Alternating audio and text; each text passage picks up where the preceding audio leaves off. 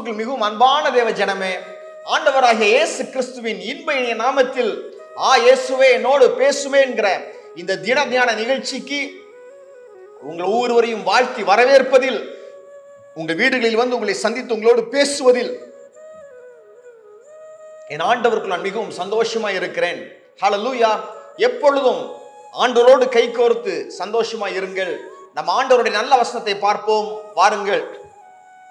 சங்கீதம் 32:1-2 ஆகிய வசனங்கள், எவனுடைய மீறுதல் மன்னிக்கப்பட்டதோ, எவனுடைய பாவம் மூடப்பட்டதோ அவன் பாக்கியவான். எவனுடைய அக்கிரமத்தை கர்த்தர் எண்ணாது இருக்கிறாரோ, எவனுடைய ஆவியில் கபடம் இல்லாது இருக்கிறதோ அவன் பாக்கியவான். ஆண்டவருடைய நல்ல வசனம் சொல்லுகிறது, யாருடைய பாவத்தை, யார் செஞ்ச அக்கிரமத்தை ஆண்டவர் பார்த்துட்டும் பார்க்காத மாதிரி போறாரோ, ஹல்லேலூயா.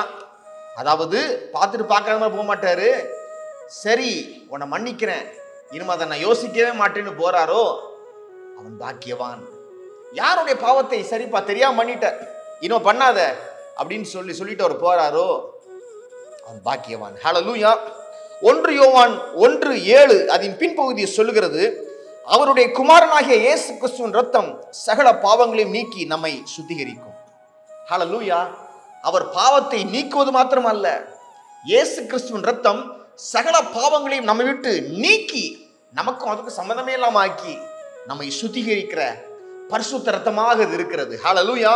ஆம், பாருங்கள், யோவான் 8:10-11 ஆகிய வசனங்களை வாசிக்கிறேன். இயேசு நிமிர்ந்து அந்த ஸ்திரியை தவிர வேறு ஒருவரையும் காணாமல், ஸ்திரியே, உன்மேல் குற்றம் சாட்டினவர்கள் எங்கே?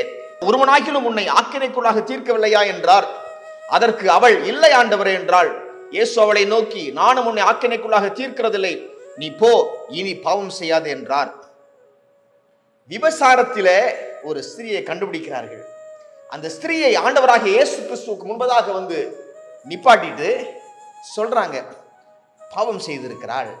மோசே சொல்லியிருக்கிறார், இப்படிப்பட்டவங்களை கல்லெறியணும்னு சொல்லியிருக்கிறார் என்று பழைய ஏற்பாட்டின் காரியங்களை அவர் இடத்துல சொல்றாங்க ஏசப்பாட்ட.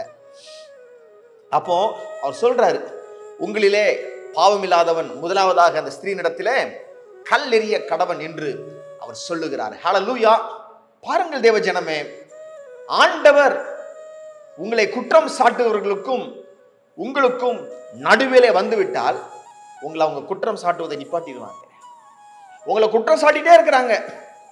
இல்லைன்னா உங்க பாவம் உங்க மனசுல வந்து, நீ ஒரு காலத்துல அப்படிலாம் பண்ணவே தானே, இப்போ கூட நீ இதெல்லாம் பண்ணிட்டு தானே இருக்கிற அப்படின்னு உங்க பாவம் உங்க மனசாட்சியில வந்து பேசினாலும், உங்களுக்கும் உங்க மனசாட்சிக்கும் இடையில ஏசப்பா வந்துட்டாருன்னா உங்க மனசாட்சி உங்களை குத்தாது.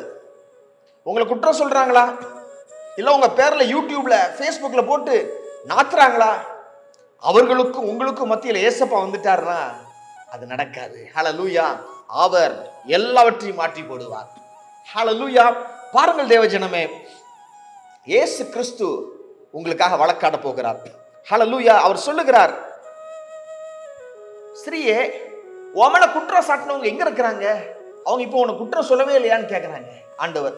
அப்ப அவங்க சொல்றாங்க, இல்லை ஆண்டவரே, நீங்க வந்துட்டீங்கல்ல, அவங்க எல்லாம் கள்ள தூக்கி போட்டுட்டு போயிட்டாங்க அப்படின்னு சொல்றாங்க. அப்ப ஆண்டவர் சொல்றாரு, நானும் உன்னை குற்றம் சாட்டுவது இல்லை, நீ போ, இனி பாவம் செய்யாதே என்று ஆண்டவர் சொன்னார். ஹல்லேலூயா.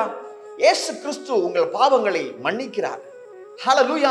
மன்னித்துட்டு சொல்லுவாரு, இன்னும் பண்ணாத, டேஞ்சர் அப்படின்னு சொல்லுவாரு. ஹல்லேலூயா. ஆமென்.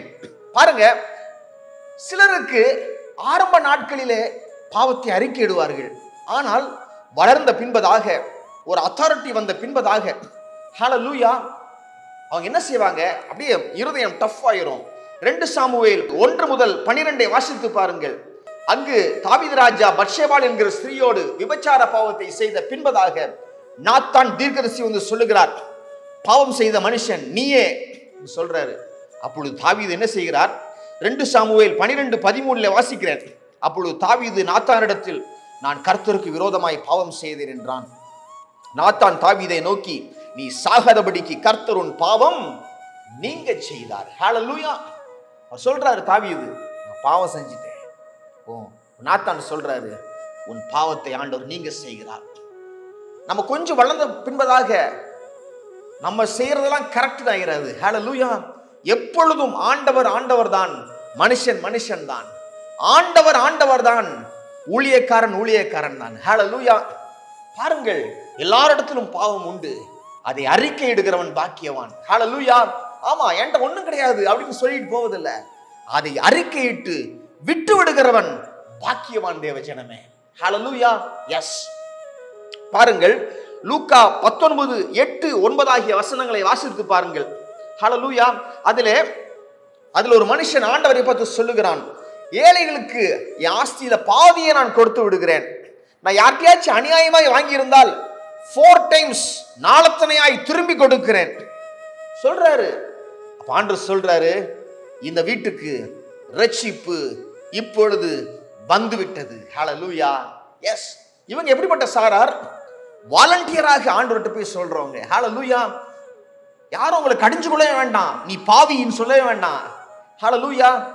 மரத்து மேல இருந்து ஆண்டவரை பார்க்கிறார் சகையு.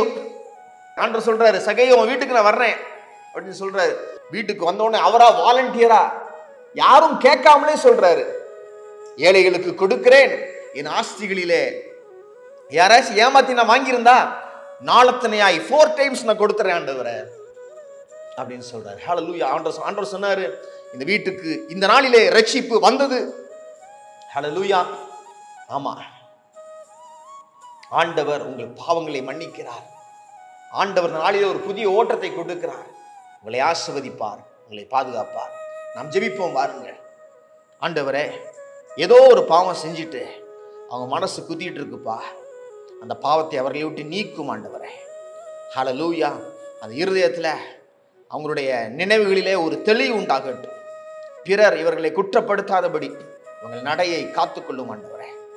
குற்றப்படுத்துகிறதுக்கு சூழ்நிலைமை வந்தாலும் ஆண்டவரே அவர்களை மன்னித்து அதிலிருந்து விடுவியும் ஆண்டவரே. பெரிய காரியங்களை செய்யும் ஆண்டவரே. நீர் ஒருவரே நல்லவராய் இருப்பதற்காக உமக்கு ஸ்தோத்திரம். அவர்கள் பாவங்களை மன்னிப்பதற்காக உமக்கு ஸ்தோத்திரம். புது ஓட்டத்தை கொடுப்பதற்காக உமக்கு ஸ்தோத்திரம். நன்றி ஆண்டவரே.